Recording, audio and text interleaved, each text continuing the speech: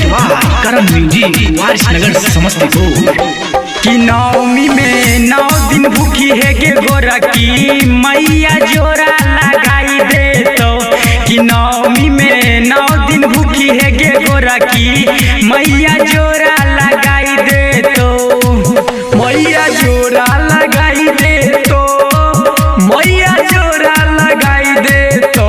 कि नवमी में 9 दिन भूखी है गे गोरखी मैया जोरा लगाई दे तो।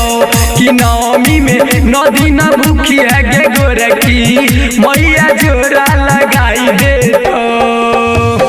जोरा लगाई दे तो, जोरा लगाई दे तो, जोरा लगाई दे तो। अखिल अहाँ सब सुन रहल छियै म्यूजिक के संदान प्रस्तुति। कि भूखी है 9 दिन बरतिया मैया आके दे तो शिशिया गे गोरखी आके दे तो शिशिया गोरखी गे। कि भूखी है 9 दिन बरतिया मैया के दे तो शिशिया गे गोरखी आके दे तो माया शिशिया गोरखी गे। कि संग में ली है लाला की चुनरिया मैया जोरा लगाई दे तो। कि नवमी में 9 दिन भूखी है गे गोरखी मैया जोरा लगाई दे तो।